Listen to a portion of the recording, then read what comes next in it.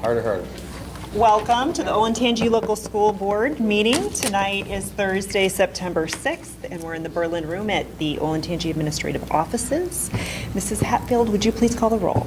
Mr. Bartz? Here. Mrs. Fiesel? Here. Mr. King? Here. Mr. O'Brien? Here. And Mrs. Patrick? Here. Thank you. Would you all please stand and join us for the Pledge of Allegiance? I pledge allegiance to the flag of the United States of America and to the republic for which it stands, one nation, under God, indivisible, with liberty and justice for all.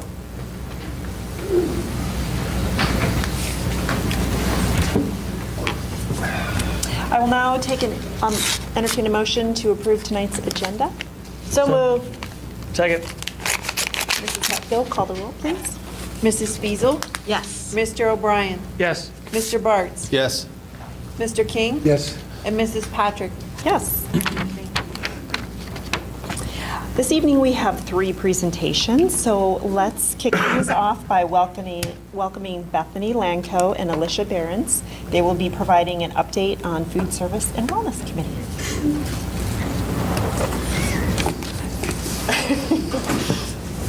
She always brings baskets. I know. I have to now. I've started a trend with bringing little treats for you guys. So Alicia and I here tonight just to give you guys kind of a brief update. We're going to kind of tag team our presentation. I'm going to give you a kind of a brief update of the food service department, and then we'll kind of tag team talking about the wellness committee, district wellness committee that we've formed, and then Alicia will kind of give you an update on what's going on in her role as supervisor of student well-being. So the food service department, we have lots of fun things happening last year and into this school year. Just to give you some numbers, last year we served 1,644,224 lunches, 197,200 breakfasts, and then 1,084,456 a la carte meal equivalents, as we call them. And that is what we served in the 172 days that we were in service. Due to 4 snow days, it was a little bit lower than we would like to see. So that gave us a total of 2,925,880 meals. That equates to about 17,000 meals per school day. So a lot of meals we served.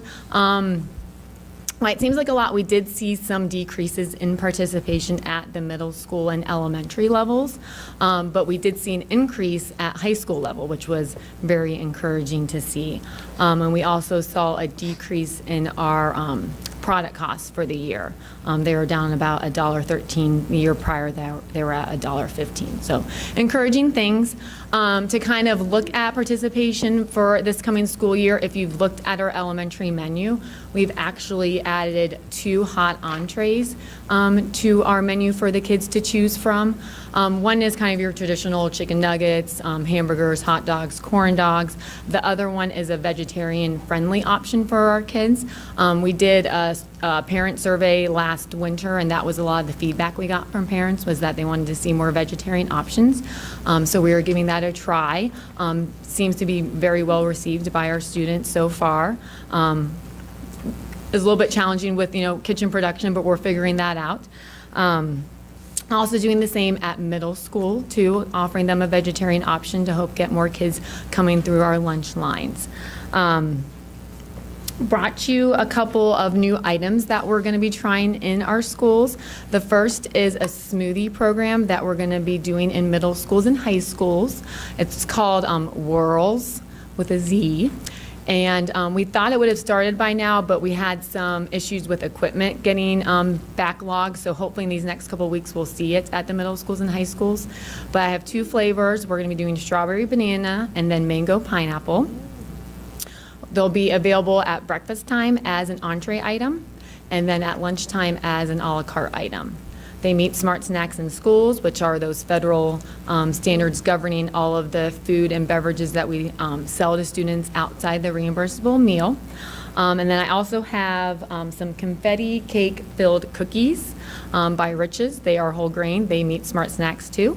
And then some white cheddar Cheetos puffs. that are also Smart Snack compliant. So that's kind of what's going on as a overall in the food service department. I'm going to turn it over to Alicia, who's going to talk about the district wellness committee. And I'll pass out snacks. Hello again. So last year, Bethany and I reconvened the District Wellness Committee. It's about 13 members of different stakeholders. We have staff, administrators, teachers, nurse, and then community members. We do have some parents who have volunteered to be a part of it, as well as people from the health district, and someone from Wendy's, Wendy's corporate, are part of the team, who's also a parent. Part of the wellness team to review our wellness policy that we have to review every 3 years to make sure that we're following the OSDA nutrition guidelines. What are we doing for the health and wellness of our students in regards to their nutrition, physical activity, and things like that. So last year, we met quarterly to discuss the current policy and kind of where we want to go from here, especially with committee. If we have this committee in place, it's a great time to use that to move forward in our wellness initiatives. So one of the goals that we have for this year is to roll out a district-wide survey to buildings to find out what other buildings are using in their classrooms and in their buildings as far as policies regarding food and physical activity. Are we having buildings who are using food-based reward systems? Are they using food as a birthday treat and holiday treats? Just so we can have a better idea of what everyone is doing in the different buildings. Because when I did a brief kind of survey, especially across the elementary levels, it was kind of varied from building to building, so it'd be good to have a better idea of kind of what that looked like. Also looking at physical activity, are we taking away recess or taking away gym as a punishment for kids if they're not getting their homework done or if they're acting out? Are we using that as a disciplinary action? And if so, is that the best tactic that we should be doing? Because obviously we want our kids to be active and make sure that they are staying well. So that is part of our initiative for this year, is get that survey out and figure out kind of what we're doing across the district and then go from there based on what that data shows us. To give you a brief update on kind of what I'm doing this year, we added Katie Hostick to our student well-being initiative, and she has been collecting a lot of data from the buildings. She's been going out to every building and doing a non-academic barrier profile, what the building feels like their non-academic barriers are for that building, what supports they feel like they have in place, and what supports they think that they need. And from that, we're then going to develop a district profile to look across the district, what are the trends that we're seeing? What are the things that we can be putting in place district-wide to address certain issues? I will tell you, anxiety has been about every building that we've gone to. Everyone says anxiety. So how can we look at that anxiety piece, and what can we be doing in our prevention and our curriculum in order to promote resiliency and anxiety reduction within our students? So that's kind of our big initiative that we're going to look at, that curriculum and prevention piece this year. And obviously we've increased our mental health supports in the buildings as well. So I think we're making great progress, and we're continuing to look at how we can do that in a fiscally responsible way and support our students in every way possible. Thank you. Oh, any questions? Sorry. I do have a couple questions. Yes. First, does anybody else before I? Oh, I Go do, for it. but you go first. Okay. Go ahead. I got you. First of all, like the anxiety component, I know that seems to be like first and front and center on everything. And I think I, in attending one of the PPTs last year or something, they talked about the correlation between anxiety and social media. And social media seems to be contributing to all of the above: depression, anxiety.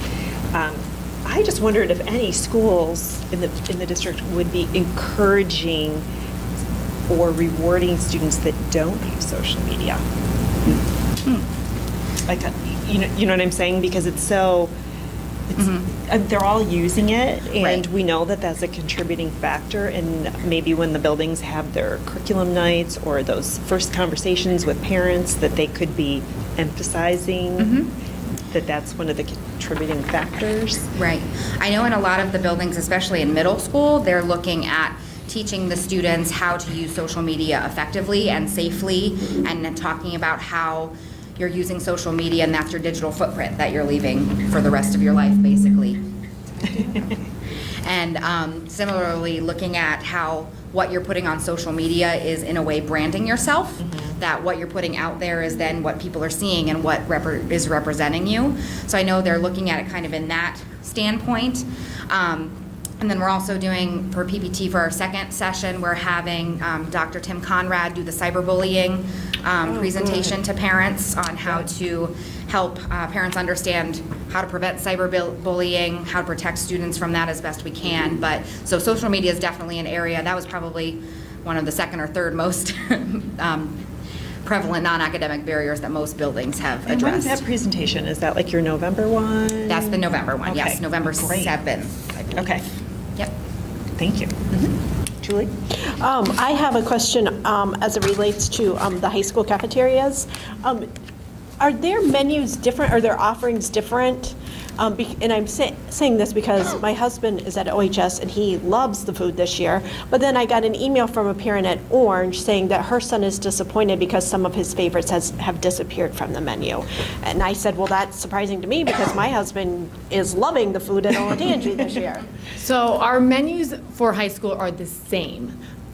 There is some flexibility when it comes to what the manager selects to serve for a certain item, because we write them very generically, because we get a lot of times when we meet with managers, my kids don't like this, my kids love this, so it's very mixed. So we sometimes will write the menu very generically to allow some flexibility for the manager to serve what they feel is best for their kids.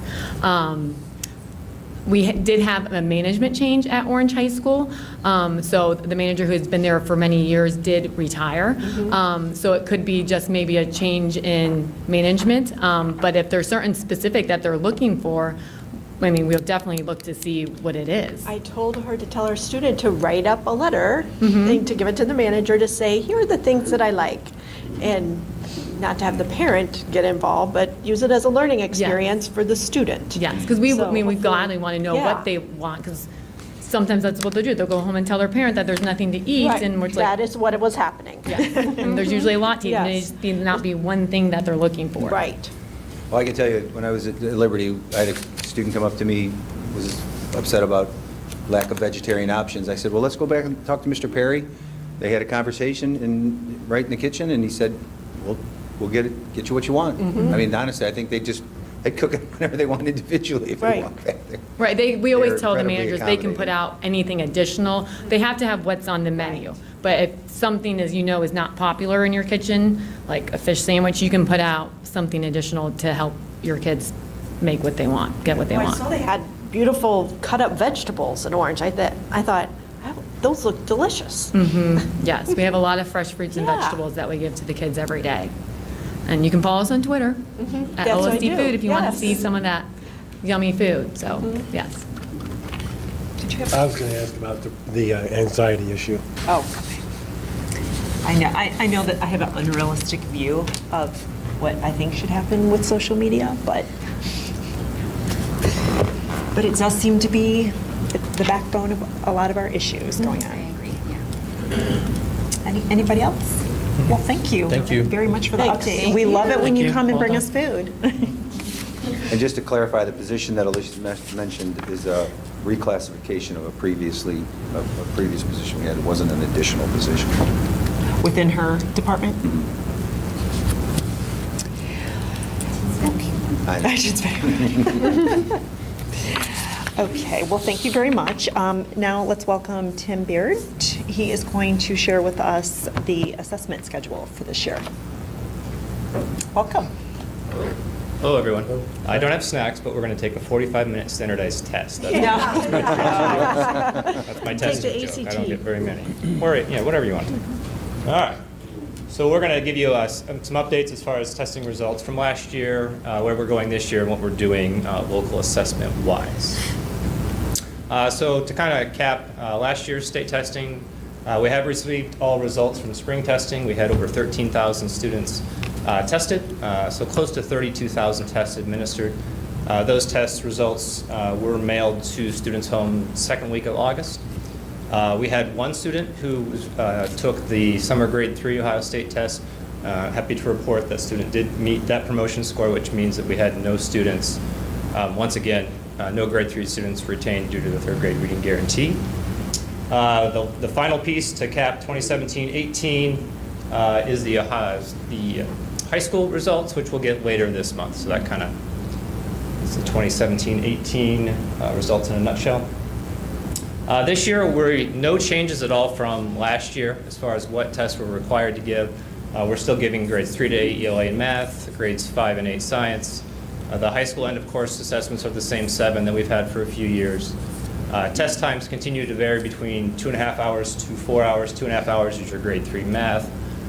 4 hours is your high school English language arts. And we continue to minimize disruption of instructional time, and by that I mean we really make a concerted effort to limit the days, particularly in the high schools and middle schools where they only have 4 days of testing in the spring. And we're able to do that by sharing devices between the buildings so they're able to do, again, majority of their testing in 4 school days. So that's what we're looking at for 2018-2019 school year for House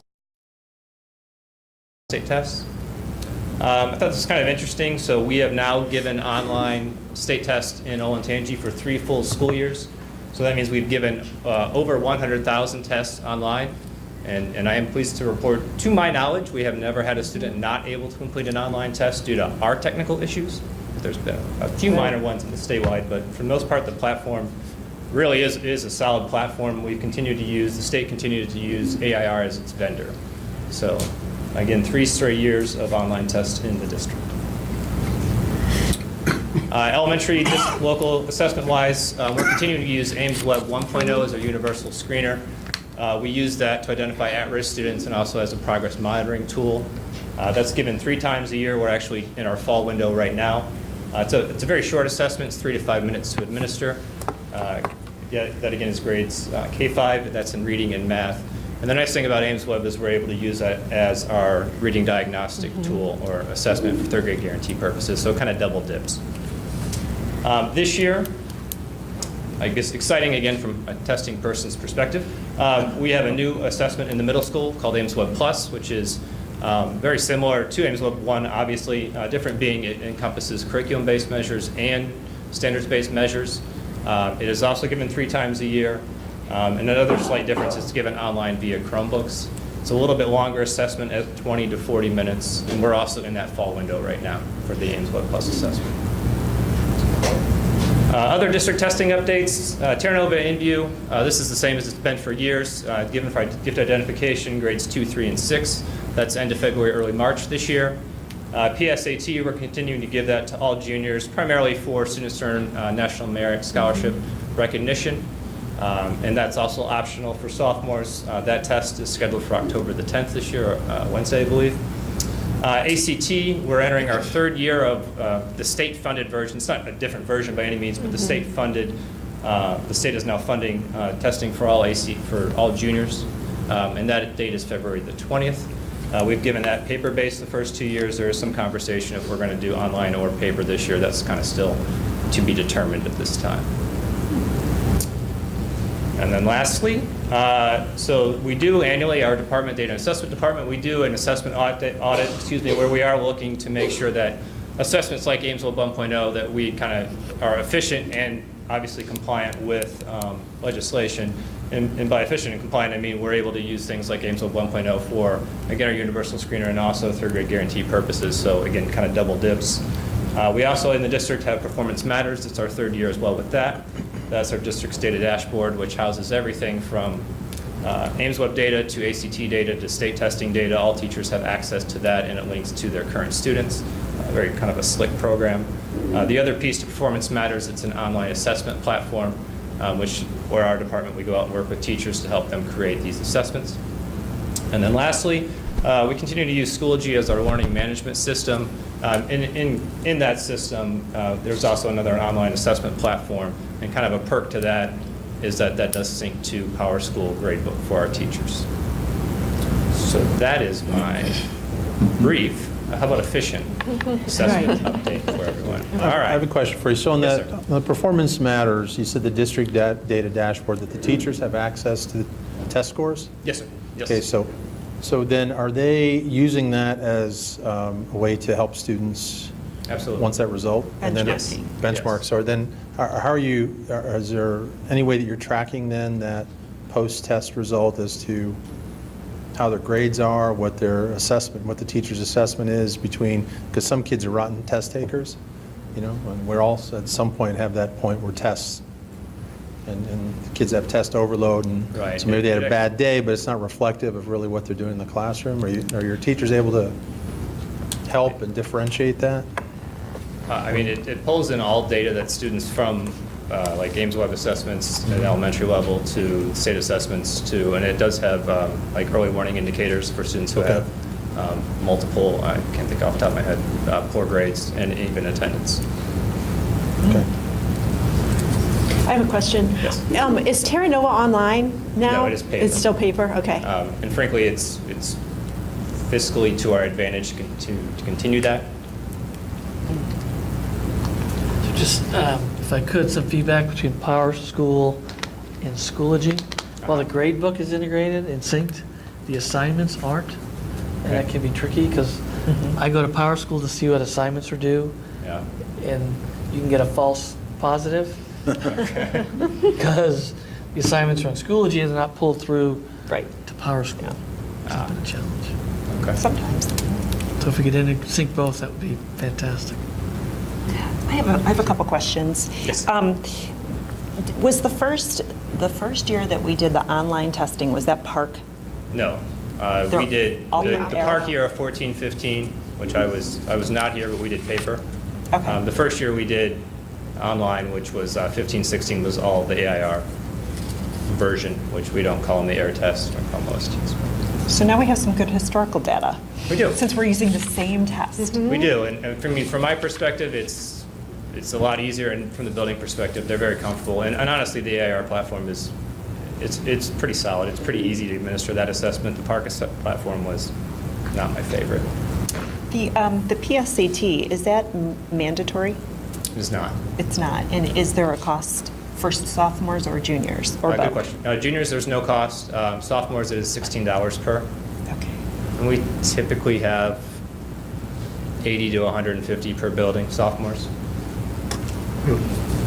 And then, well, I mean, I made my sophomore take it and then realized, oh, I wouldn't have had to pay it the next year. Right. But- Right. And again, no charge for ACT as well. Right. No. And my last question for you is the Ames Web. So I know we've always used it in our intervention side of the house. And then we started using it as a universal screener. And then I heard it was, Mr. Fetty told me it was going to change as we knew it. And is that what you referenced as, there was another Ames Web term you used? Right. There's right now K-5 is doing Ames Web 1.0, which is what we've done for years, and 6 to 8 is doing Ames Web Plus. So this will be the last year that actually 1.0 is in existence as a product, frankly. Okay. And it's also the last year it'll be approved for third grade guarantee purposes. So our hope being, Ames Web Plus came out kind of late in the game that they're approved for third grade guarantee, so. So we'll have to switch Correct. over, and is there a higher cost to the Plus No. compared to 1.0? This year it's the exact same amount for Plus to 1.0. Okay, thank you. You're welcome. All right. Thank you all. Anybody else? Thank you. All right, well, thank you very much. Thank you. And There is a lot of testing. there is a lot of testing. I'm not envious, those kids. No. They do a great job coordinating it all. It is, I'm most impressed with the logistics of how the computers travel around Right. the district. That one's got to be really tricky. Finally, our last presentation is Ms. Jackie Merkel, and she will report diversity recommendations. Welcome. And you guys all have an outline of her presentation. All right, good evening. Thank you so much for inviting me here today to do the yearly update for equity and inclusion. So I wanted to start by sharing a quick anecdote. I once had a teacher tell me that every single staff member in the district can recite the mission like that, to facilitate maximum learning for every student. And this made me really proud to know that we all are working towards a clear and collective purpose. And so when I think about what the mission means to me, I can't help but to reflect on our strategic plan, and specifically the objective of promoting a culture of inclusive excellence. So in order to ensure maximum learning for all of our students, each and every one of those 21,071 students, It requires a commitment to the following beliefs, values, and actions. To promote a culture of inclusive excellence, we strive to ensure structures, processes, and opportunities meet the needs of all students. We recognize that our success is integrally linked to how well we value, engage, and affirm the rich diversity of our student, staff, family, administrators, and community members. We focus on ensuring access to educational opportunity, cultivating student success, and fostering high-quality learning. And lastly, that we believe in active, intentional, and ongoing engagement with diversity and inclusion, not the delivery of isolated initiatives. And so, as you very well know, our district has continued to diversify across all identity markers over the last 15 to 20 years. And I've selected a few statistics to highlight to really showcase these demographic shifts. So our district has 44 different languages spoken at home. And in terms of race and ethnicity, when I looked back to 2003, 2004, 15 years ago, 88% of our students identified as Caucasian. And today, 73% of our students identify as Caucasian. Our second largest racial subgroup is our Asian students, with 13.7%. And 15 years ago, those numbers were 3.3%. And even more staggering, when I pulled the specific number of students, in just the last 2 years, we have added 490 Asian identifying students to our Olentangy community. This is close to the size of one of our elementary buildings. I just also wanted to highlight one additional demographic. We have 165 students in our district whose parents are either active duty or in the National Guard. And so that's also another demographic that we are continuing to work to support in the district. And I wanted to take a moment to also celebrate a couple of the highlights from last year that were really meaningful. So in August, we were able to host our very first district-wide multilingual family night. This was held in collaboration with Pupil Services Department, specifically Stephanie Dabrico over the ELL program, and it was held at Orange Middle School. We were able to provide interpreters for every single language spoken for parents who needed one, and we registered over 63 families. While that might seem like a kind of small number, at that point we had about 200 families who could come to that event, so that we were very proud of that. And because of the success, we're actually having a second event at Orange Middle School on September 18th, so that's coming up here in a couple weeks. And then in October, we started the Classified Leadership and Culture Committee. And this is really an effort to create that vision of One Olentangy, creating spaces for classified, certified, and administrative staff to get together and engage in continuous learning opportunities. And then November came around, and we attended the National Association of Multicultural Education Conference. We were able to take 3 staff members with us to this conference, and it was incredible to see how these staff members significantly shifted their practice as a result of attending this conference. So I reached out to one of those staff members. It's Brian Barkhurst at Orange Middle School. He was actually their Teacher of the Year this year. And I asked for his feedback about the experience, and he said the following: "Based on what I learned at the conference, I have rethought my lessons so that they are more student-focused, they incorporate more student-centered discussions on cultural topics, and utilize social justice themes in class. At the building level, I'm using the ideas and strategies I gained to ensure all students are more equally represented in the school. Overall, the conference gave me tools to promote student learning and help students better succeed." And so as a result of that, I'm actually working in collaboration with him to offer an OPDA class in January, specifically for our world language teachers, as he's a teacher of world language at Orange Middle, that's around incorporating social justice and culture into the world language classroom. In February, we were able to host our largest One Community conference to date. So when we started this 4 years ago, we had about 95 participants. Last year, we saw over a 300% increase with 350 attendees, and over 15 other districts and universities came to Olentangy to be a part of that conference. And in April, we were very proud to welcome our very first graduating class of global scholars who are going to be receiving their diplomas next year. We had 40 students who are seniors this year who qualified for that, and they will be receiving their diplomas. And they focused their Take Action projects on everything from the global wage gap to the refugee experience to including cultural competency in the elementary. These are really examples of students engaging in difficult research and conversations that impact our local, national, and global community. And that program, Global Scholars, is done in collaboration with the Columbus Council on World Affairs. And then just before moving on from that, I wanted to share one additional piece of community feedback from the One Community Conference that really speaks to the power of the student involvement in that conference. They wrote, "Hearing the stories of the student keynote speakers was such an amazing experience. They spoke with such confidence and grace about their toughest and most vulnerable moments. I had tears in my eyes, such amazing individuals." And I echo that statement tenfold. So at this time, I wanted to direct your attention to the handout that you received, which is the Diversity Committee Action Plan. This action plan has 14 different points on it in 3 different categories: our commitment to students, our commitment to staff, and our commitment to community. As you remember, last year, the Diversity Committee held a forum on supporting our racially diverse students.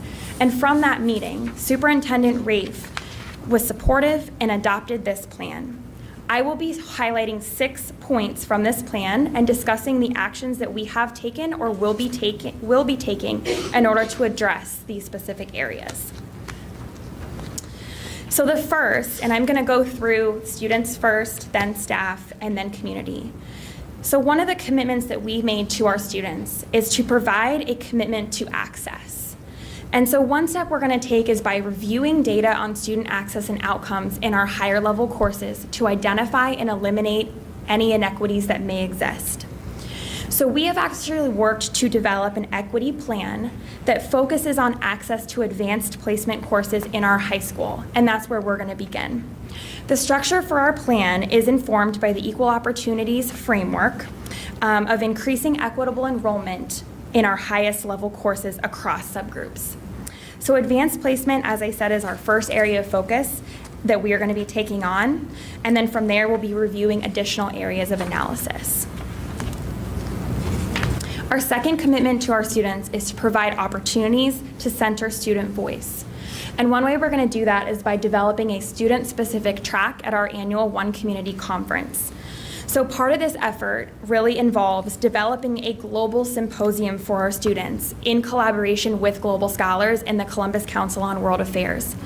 This is going to be an opportunity to give our students a voice and opportunity to engage with their peers in conversations around global issues, diversity issues, and action-oriented conversations.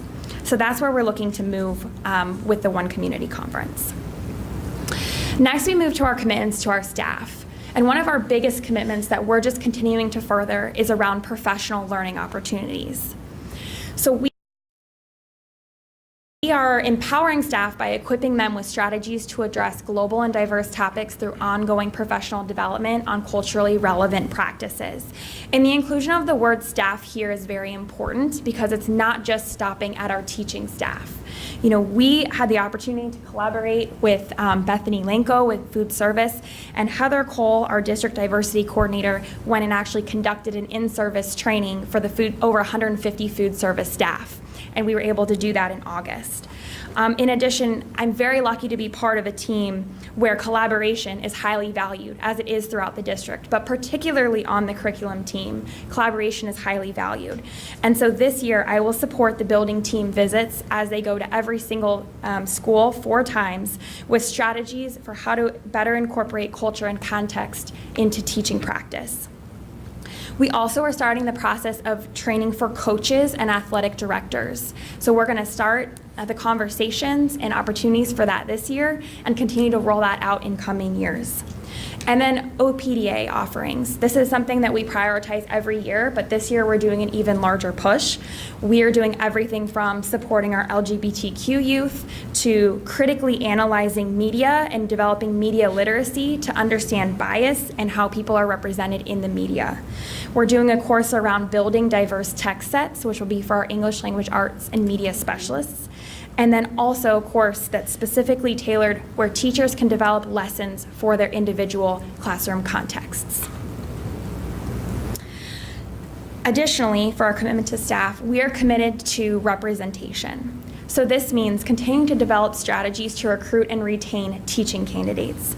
So on August 9th at the board meeting, Todd Meyer gave a staffing update where he shared that this year, in terms of diverse hiring, we saw 13% of our certified staff, 11% of our classified staff, and 25% of our administrative staff were diverse hires. We are going to continue to build on this initiative and the support that we see from our leadership for this important endeavor. And finally, moving on to our commitments to our community. We have a commitment to outreach. So hosting regular events, speakers, workshops, classes that our communities can be involved with that focus on diversity and equity topics. We are committed to hosting these once per month to expand our outreach. And our first event is this month on September 20th. And the topic is navigating conversations about race and racism with your children. That will be facilitated by Dr. Hassan Kwame Jeffries from Ohio State University, who is a history and civil rights professor. Makila Thomas, who's also joining us as our district K-12 diversity chair. She will be hosting 2 of our events, specifically around building empathy and building a positive sense of self-identity. So look forward to those in the future. And in addition, we're also collaborating with Alicia Behrens and Katie Hostick in Pupil Services to provide non-academic barriers workshops on stress and anxiety and developing well-rounded students.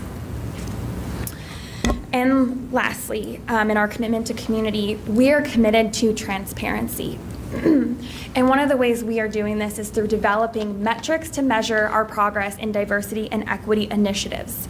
Transparency with the community is extremely important. And so we will be using our committee, our diversity committee, to monitor and guide our progress on the points of this plan. We will be inviting community members in to support us in this work and help us with getting these initiatives tackled. And we're going to continue to encourage people to participate in our offerings and to give us their voice and feedback. So lastly, I just wanted to take a moment to really thank you, to thank Superintendent Rafe, to thank the board for your commitment to equity. Because when I look at back in 2012 when we first started and were formally established, we started with a half-time teacher on special assignment.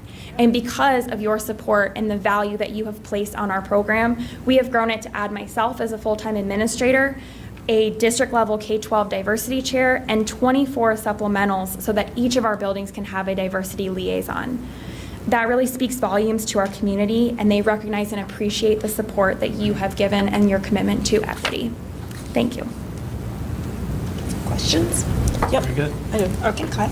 I'm very glad that you're having Dr. Jeffries in. I've heard him twice because he's been brought in, and I'm going to be promoting the heck out of it because even though some of the things he says may be uncomfortable for some people to hear, it needs to be said. He's an excellent speaker. Thank you. So I'm very glad to see that. But one thing that came to my mind this week, and I put it out there, is a community read, even like a community book. Like we're all going to read one book. Yes. What I'm almost done with The Hate You Give, and I'm reading it right now. And but I thought, there are other books that we could all be reading and then have discussions about them as well.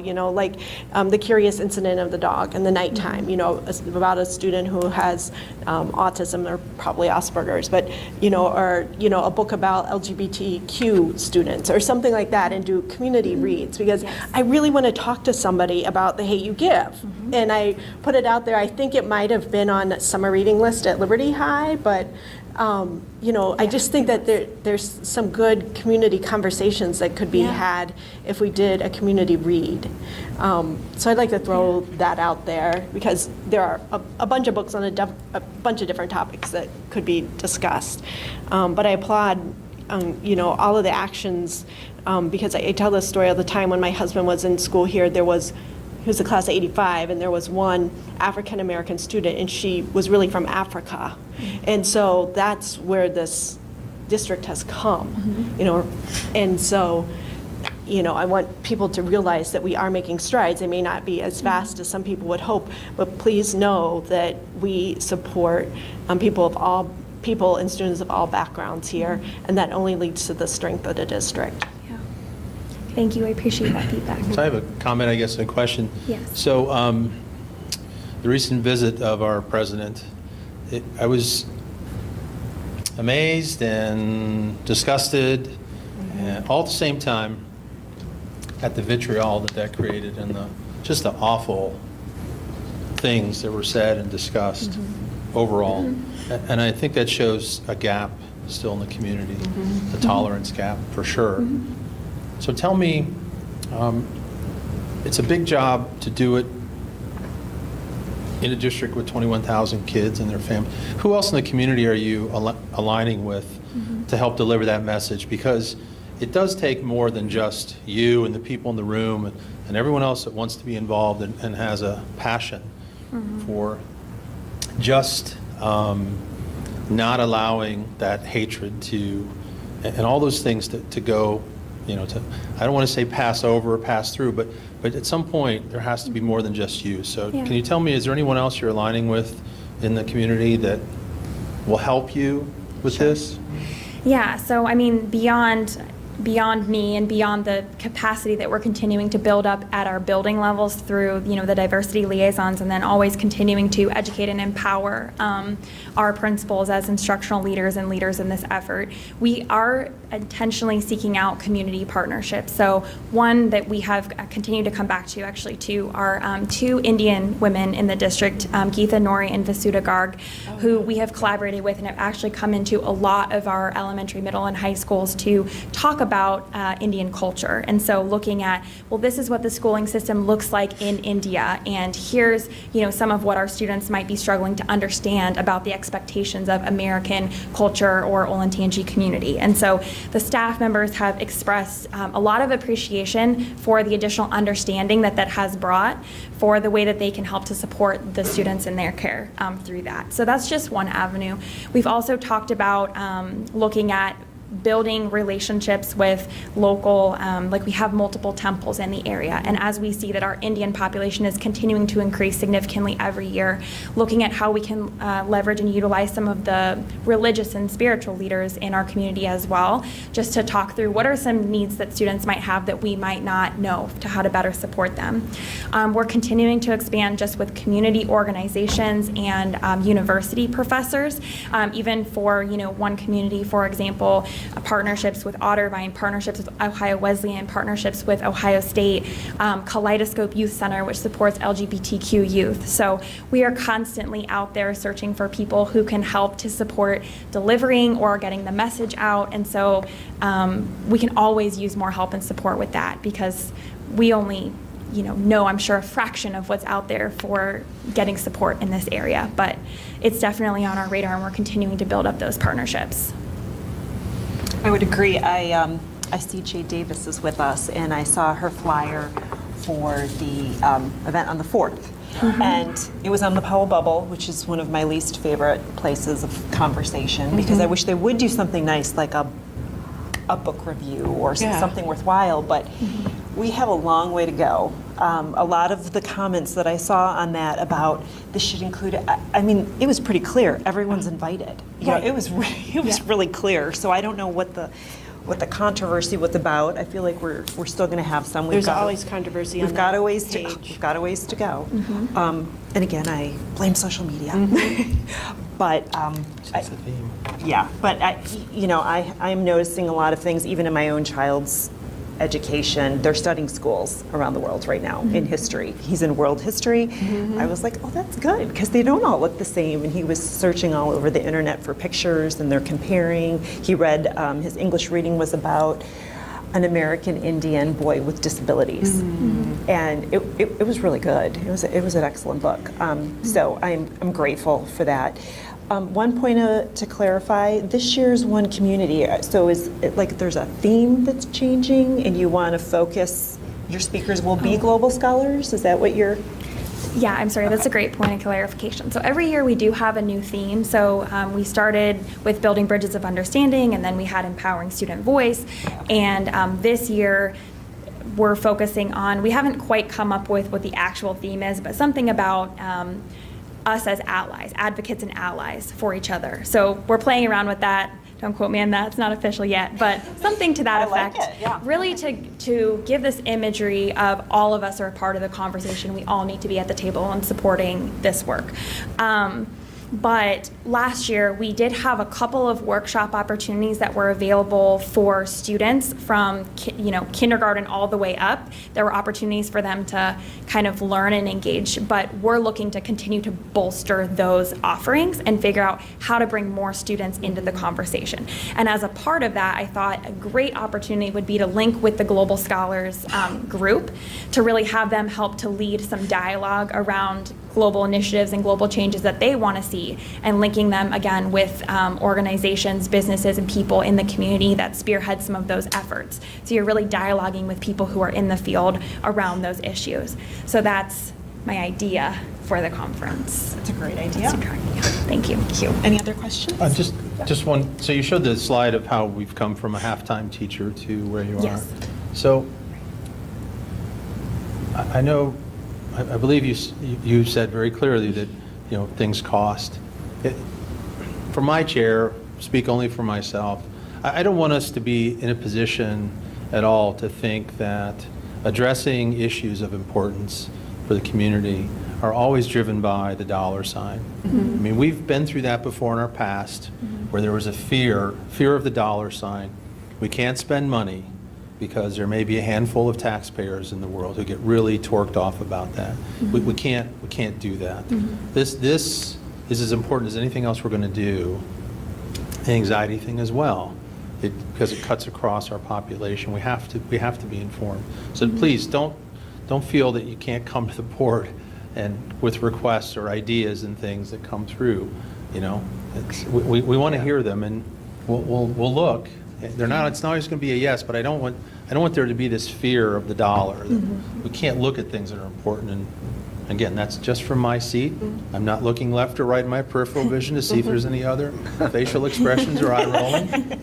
Just my Well, just to seat. be clear, those recommendations, they advocate with our leadership team and me, and, we make those final decisions on what kind of staffing to build into the 5-year forecast and bring forward. And we plan that as we come into October forecast season, and then into the May forecast season is depending on what the numbers are looking like and how we can push them forward to get that, a number eventually, because we always know that the levy in Olentangy is not an if, it's a when, and what that number will be that we can have that will pass. And I do think that we have a responsibility to advocate with our community for these type of key initiatives that significantly impact or improve our learning environment. And that's what we've done in the last 4 years as bringing these forward. Jackie's position sat on the table in a 5-year forecast for the better part of 5 years before we finally brought it forward. So Was that before you? no. Okay. I just wanted I'm to not saying that. I'm not saying that because of that, but it was different No, I just- financial times also. So I think we've just, I know that some of those things are driven by the economics of dollars and cents and in the economy and where the economy sits. I get all that. And that's where, when we do those things, the initiatives have to show value, because we had, we cut positions in tough economic times, assistant principals at the elementary buildings that we've now brought back, a second lit support in the and our achievement hasn't gone down.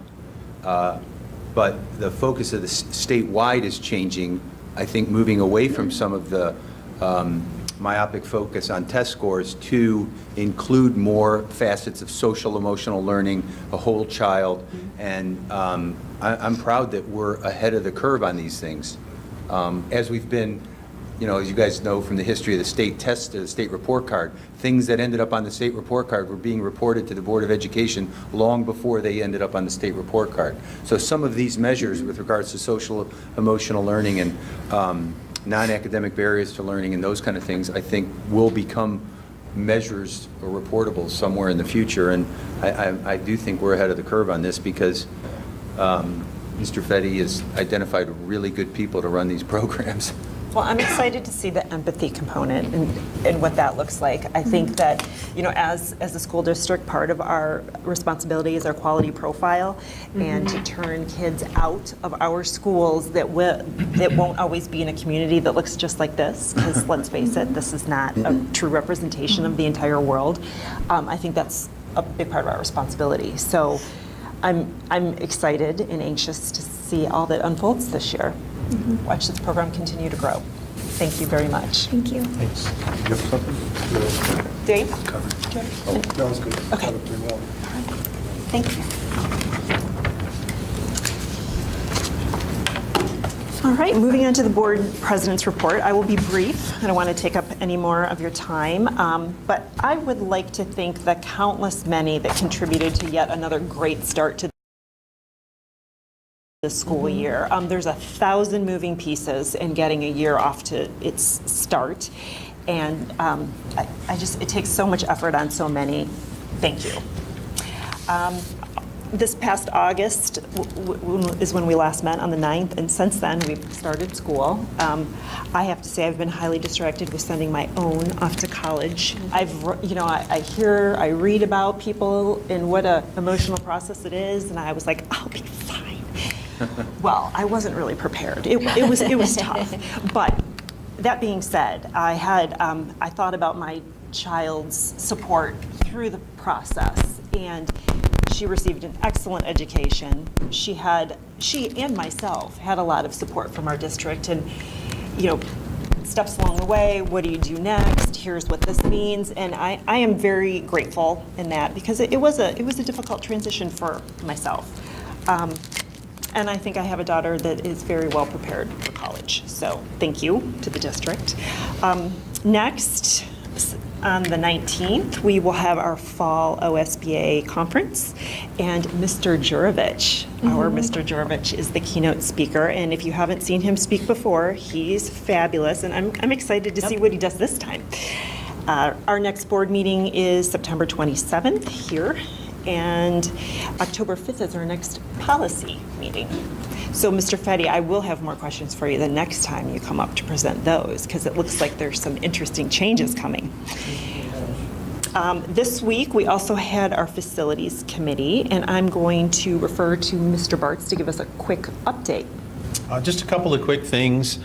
First of all, on the enrollment projections, the committee and the subcommittee are working on our next set of enrollment projections, which will be presented in November, I believe. Nothing to report other than what we already know, which is we continue to grow, and we're going to need to have another building at some point. So once that goes through the process, as we all know, the biggest strain is pre-K. That's the biggest push and stress on our buildings. So speaking of that, an update on the 3 additions. Delco, the sewer district, the townships have all been met with regards to tapping, where the buildings are going to be, zoning and things like that. That's all progressing. It's not all finalized, but it's all in good shape. We will be out to bid. Well, the bonds have been sold. We'll be out to bid in October for the 3 additions. It'll be awarded shortly after that, and we'll start construction in November. And that's still in the window to all be completed by the time the next school year begins in August. I think tonight we have the approval of our ongoing super construction supervisor to lead us through that process. But everything looks good. It looks like it's on track. So there'll be another update once the bids come out. There is another meeting on the 19th for enrollment. That committee's going to be meeting every couple of weeks until they finalize that. So I don't know if anyone has any questions I can answer for you. I have a question. The topic on the Facebook message boards lately have been apartments that are coming into the community, specifically on the west side of the school district, but I know we're going to have some over here on the east side as well, and maybe the Menards area,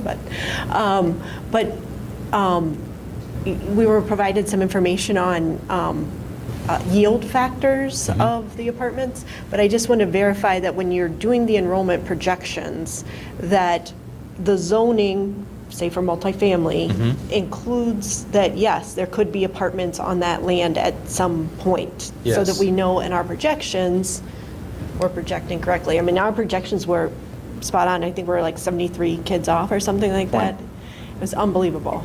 That's a bullseye, but. Yeah, the apartments are considered in that, and that yield, we all know that yield is very low of children per apartment. It's enough that it'll tickle the number, but it won't push the number too high. It's like the ones that were put on South Old State and the ones over in Polaris. What prevents those from really pushing the numbers over is their cost. I don't know what that is. I don't know what that is either. Are you doing that?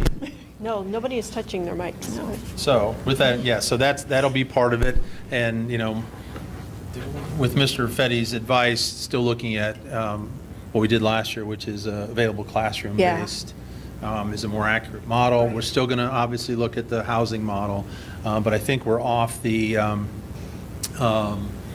live birth model. We've decided that is not an indicator of enrollment and is a little archaic. So that has been put in the file. And So we are down to a single model and have competing models. yeah, correct. Yeah, we're going to that single model, and so and that proved itself to be with our number and the closeness of that projection proved to be spot on. So yeah, and then we're using both of our consultants differently. They're not both all in on it. So Tracy and Scott. So Scott's going to be more in the lead with that. Tracy's going to look at only small bits, and then probably At some point, maybe get down to one consultant. I think Yeah, that's the goal. I mean, that was, I think, our recommendation, wasn't Dave, was maybe to wean off of one of those consultants. Just a verification. I think that Tracy's being used mostly as a verification, but I think that's the more than most likely scenarios that will. I just recommend we move more aggressive. I mean, we don't need to spend money to have one consultant check the work of another. That is true, and I think we're at that point. But- Much more of a supplementary role, and I think it will Okay. disperse. Angie and Sharon met even before the subcommittee meeting. Right. And went through the entire method of calculation. And they even compared it to other methods. And they're much on board. Let's go with what we're talking about. Good. Okay, anything else? No, that's it. Thank you, Appreciate it. Mr. Bartz, for that update. I appreciate it. Now moving on to Mr. Rafe, would you please present your superintendent report? Thank you, and welcome. Welcome, everyone.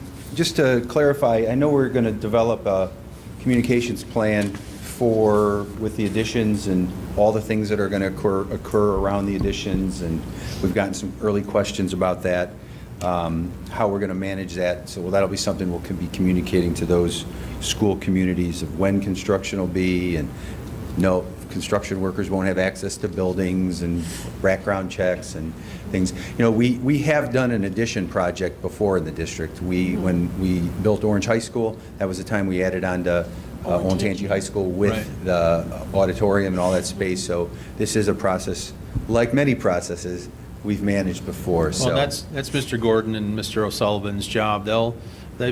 Jeff's spoken extensively at the facility committee meetings about that separation and making sure that the kids and parents are. But as we know, it's always good to over-communicate. Yep. We got a lot of new people in the 100% community agree. that haven't been through these things before, so we'll be all over that. As Mrs. Patrick mentioned, it's been a while since we've been together, so we actually did have convocation and our vendor fair and open school. The highlight of our convocation was hearing from Mr. Jurovich, our Ohio Teacher of the Year, and one of the finalists for the National Teacher of the Year. And we put in one of his best quotes, though, is at the heart of our successes are the meaningful connections that we create with our students. I got more positive feedback on this convocation than any other we've ever had. Mrs. Davis, it was a great idea to capitalize on Jonathan, and I appreciate you having that idea. And now the challenge is how are we going to top it for next year? So, as always, it's always hard to top last year. So, as Tim did indicate, we do have our test results back. We anticipate the state report card coming out in mid-September here, which is coming up. We already do know that 500 of our students earned perfect scores on one or more of sections of some spring tests, whether it was elementary, middle school, or high school. I'm quite certain that's the highest number that we've ever had. So congratulations to those students and their families. You know, as I mentioned before, we are doing a lot of work focusing on character development and the whole child. So our schools across the district are hosting day-long events focused on teaching students about leadership, respect, kindness, empathy. This picture is Jim Basketball Jones. He's visited quite a few schools throughout our district. He has 20 years of experience as a professional school assembly speaker. Again, this picture was at Orange High School, but Orange Middle School came down for this presentation. Want to highlight our local Rotary. Every year they offer to paint the 50 states on playgrounds throughout the district. Many of them, they come back and just refresh. So the 50 nifty United States are paint. Is it really a song? It is a song. Oh my gosh. These elementary people, I don't know what. You sang me the first verse? Oh, allegedly she sang me the first verse today. So we posted the picture on Facebook, and it was the feedback's been very positive, and you know, people are reaching out. They want their playground spruced up, so it's neat. I love seeing it on the playground. So one of the highlights of the opening of school is our curriculum nights throughout the district. We obviously do the high school curriculum nights, and obviously this year was a challenge with split families at some of our schools and trying to coordinate that. We did try to stagger those curriculum nights time-wise, but realized it was difficult for some families to manage that. But there's just always conflicts. We did try to look at different nights, but all we found was more conflicts. You know, we decided to go ahead with that. So we have high school on one night, middle school on another night, and then we do K-1, 2, and 3, 5 on separate nights. I'm just amazed as I travel throughout the district at the number of people who attend those. And it is, you know, cornerstone to our success as a district that parent support, involvement in the education process, their willingness and desire to engage in their child's education is just very, very impactful on our success. So I just thank and appreciate all the parents that were able to be there. Everything at Berlin High School is a first. So obviously they did host their first Friday night football game, and I was there for the first part of the game. The entire home section was filled. They have 899 students on the enrollment report today. I think there were 700 there. And everything, of course, is in unison.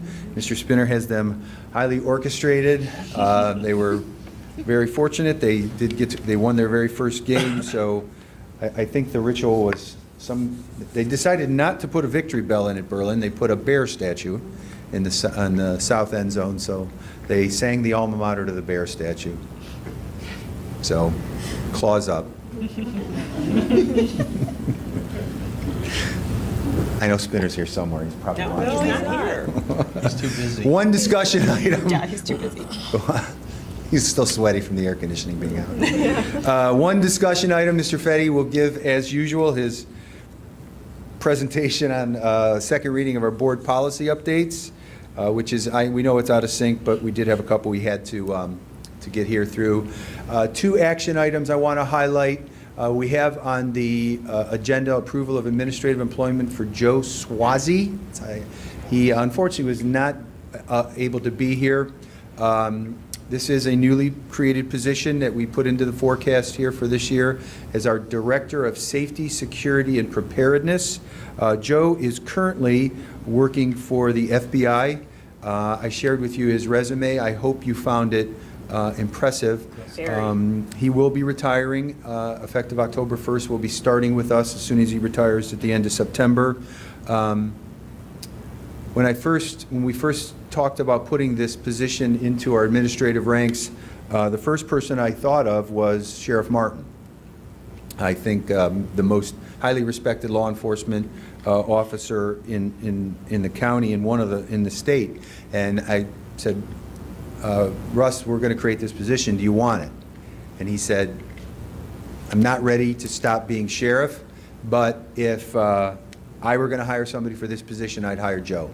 So Joe got in the process. We interviewed 8 people we had a very, very, very strong pool of candidates, but Joe came right to the top and affirmed Russ's faith, Sheriff Martin's faith in him. So I'm really proud. I think, again, this is something we're ahead of the curve on. We're obviously a large district.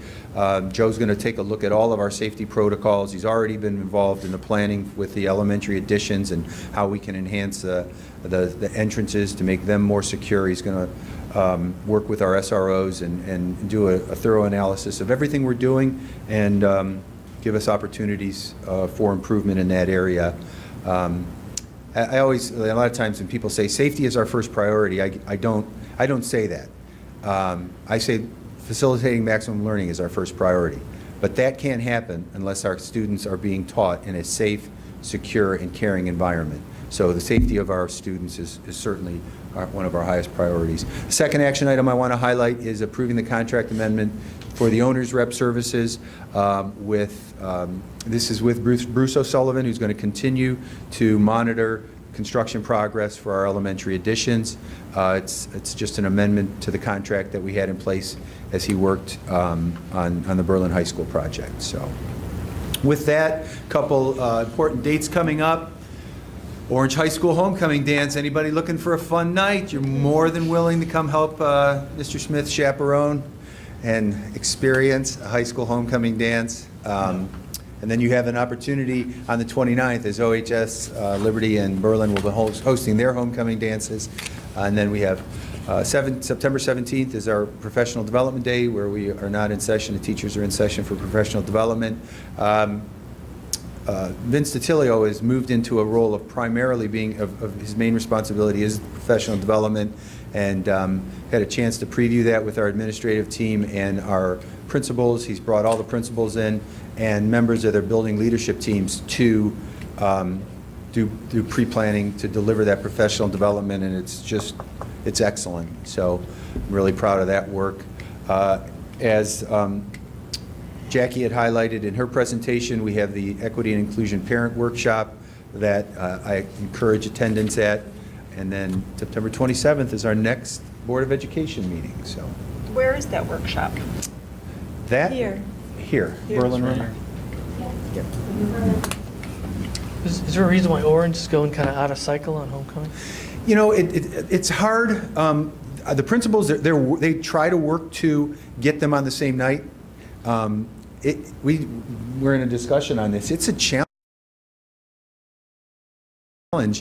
We're so big, especially at Orange and Liberty, to having them on the same night will kind of cut down attendance a little bit. But it's hard because you have to work around the football schedule of when they're home and try to pick an opponent where you have a better chance to win a homecoming game than not. So there's a little bit of factors that go in. It just worked out that the other three were able to do it. Prom-wise, I think 3 or 4 on the same day. yeah. But I think they've already moved forward the following year and are going to have them on the same night. It's hard, though, to get facilities. Oh, my gosh, it's really hard. And we still to do the get- homecoming dances, and they're open to all the The grades? homecomings are here, but the prom, it's hard to get the outside facilities, because we don't sell alcohol. So, the facilities want people who are drinking, that's how they make their money, or buying food. It's very difficult. And the school board has nothing to do with dance dates, I want to go on record. So don't complain to us No, you don't. when they're all on the same date. Or the behavior of students at the dance, that is the Right. responsibility of the building administration. Yeah. And it is one of the reasons I'm glad I'm not a building administrator anymore. Could you quickly go back to your first slide with Jonathan? You don't have to turn the lights off, that's okay. I just thought it might be nice to share an interesting point that he made about the drawing. Yes. The drawing. Yeah, so the drawing in his presentation, they were done by one of his students, and she's a child with autism, and that was really moving when he told that Yes. story. Oh. And her growth and development, what the teachers at Liberty Tree Elementary did for her over the course of her career there. But yeah, she did. And Her art was on every slide. Yes, she was Every tested, gifted in And art.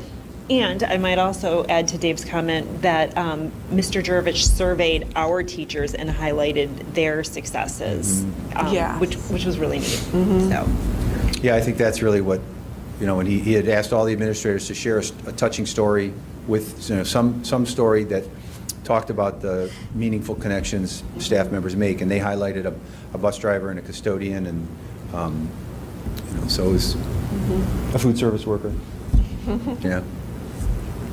Yes, Mrs. Lenko. She's still mad at me that I forgot, I blanked on her last name at a meeting 4 months ago. Deep-seated guilt. thank you, Mr. Rafe. Mrs. Hatfield, are you ready for the treasurer's report? I am, thank you. Well, good evening. One of the updates that I had for you this evening was in regards to the sale of the bonds, so I won't go into too much detail as Mr. Bart's already touched on it. But just to reiterate, we did sell $9.5 million in bonds for the elementary addition project. Those bonds, we were able to do, to issue them as a 20-year maturity, which is a good thing for the district. We're always taking a look at the cost and issuance of debt and making sure that we're being responsible with that issuance and not extending the life of that by issuing 30 years in which we would pay more interest. So we were happy that we were able to work that into our debt capacity and no new millage models that we currently have in place for our community.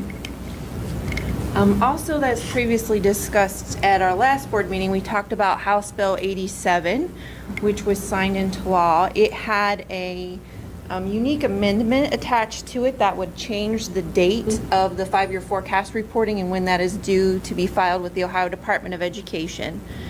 That date will change to November 30th, but not until 2019. So for this fiscal year, we are moving forward with the October update as previously done, and we will have that filed with the Ohio Department of Education by October 31st. So the first reading of that forecast will come to the board the first meeting in October, second reading with approval at the second meeting in October, so that we can meet those filing deadlines. So I just wanted to give you an update on the impact of that bill. And then finally, we have several items on the agenda for board action tonight. We have the approval of the July financials, amended appropriations, donations, minutes for the July 9th meeting, and the renewal of our Mount Carmel contract for wellness services. On the June financials, we just wanted to highlight that we had a couple of exceptions that caused variances in our real estate revenue, one of which just being the timing of the second half of collections for the real estate settlements. Those fell in July. Typically, we'll see advances issued through July and final collections in August, but it was all received in July, so it's causing a variance to post compared to our expectations. But we are on target overall with all of our revenue as predicted in the May forecast at this point. You'll see when the August financials come through, you'll see that flip or the exception go the other way to show that there's a net zero impact to the overall collections. Our expenditures are coming in slightly above our May forecast in our personnel and our benefits items. Those are related to the negotiated agreements. Of course, we knew that that would have that impact as we did the forecast in May and then closed our negotiations in June. We talked about that a little bit in the July update that we had at our August 9th board meeting. So we're still moving in line with where we thought we would be with that July update. And we'll update those expectations in the October forecast and go through those in detail again at that time. The amended appropriations that we have on the agenda tonight for approval are just updating our existing budgets to revenues received. We have major components in the federal in federal funds coming in or awarded to the district. And so we're updating our budgets to be in compliance with accounting standards and ORC practices. We have a couple of donations that we would like to formally recognize tonight as well. Our athletic booster groups at Liberty and Orange High School have made donations. LAB donated over $4,600 for an assistant football coach, while OOAB, or Orange Athletic Boosters, donated over $1,900 for a girls' assistant volleyball coach. So we want to say thank you to our booster groups and all of our community support that we receive throughout the district. They're always very kind to us, not only in monetary donations, but in their support with their time and efforts as well. So we're very grateful for that. We have the approval of the July 9th meetings as submitted, and then we are recommending the renewal for a Mount Carmel contract to provide wellness services to our staff. We invited Mount Carmel to come and present at our last board meeting to give an update of the programming and the successes that they've had through this program with our staff. So we would like to continue that momentum and have them renew their contract. The contract does not have an increase in cost and continues to be supported with funding through our insurance carrier programs. So it's not an additional cost to the forecast with this contract. So we wanted to point that out as well. Are there any questions or discussion of those items? What was the rate on the bonds? I'm sorry? What was the interest rate on the bonds? The net interest cost was 3.5%. That's good. Yeah, so we were very pleased with how that priced with our group. We had a great interest rate, and again, we're able to shorten the maturity on that as well. Good. Good job. Anybody else? Thank you, Emily. Thank you. Do we have any public participation this evening? No, we do not. Thank you. Now we'll welcome Mr. Fetty for the second reading of our policies. Good evening. Good evening. So there are 3 policies for your approval tonight that we submitted for a quick turnaround based on some legal changes. Did you have any questions on those policies? Glad to Be prepared next time. I will. Okay. 14 seconds. Was it 14? Okay, I will now entertain a motion for board action items A and B. So moved. Second. Thank you. Mrs. Hatfield, call the roll. Mr. Bart? Yes. Mrs. Teal? Yes. Mr. King? Yes. Mr. O'Brien? Yes. And Mrs. Patrick? Yes. Mrs. Hatfield, will you please present your treasurer action items? Yes, please. I would like to present treasurer action items A through E for approval, please. I'll move. I'll second. Mr. King? Yes. Mrs. Patrick? Yes. Mr. Bart? Yes. Mrs. Fiesel, Yes. and Mr. O'Brien? Yes. Thank you. And Mr. Rafe, will you please present your treasurer action items? Superintendent. I'm sorry. He would do it. We don't want him to be the treasurer or present those items. Yes, I'll submit superintendent action items A through F for approval. I'll move. I'll second. Mr. King? Yes. Mr. Bart? Yes. Mrs. Fiesel, Yes. Mr. O'Brien? Yes. And Mrs. Patrick? Yes. Thank you. I will now entertain a motion to enter into executive session as permitted by Section 121.22 of the Ohio Revised Code to consider complaints against public employee and matters required to be kept confidential by federal law or regulation or state statutes. This motion concerns a complaint made under our Board Policy 9130 without a written request. Do I have a motion? So moved. The second, please. I'll second. Thank you, Dave. Please call the roll. Mrs. Fiesel, Yes. Mr. King? Yes. Mr. Bart? Yes. Mr. O'Brien? Yes. And Mrs. Patrick? Yes. Thank you for joining us. We will return only to vote on any new business resulting from our executive session and to adjourn. Thank you.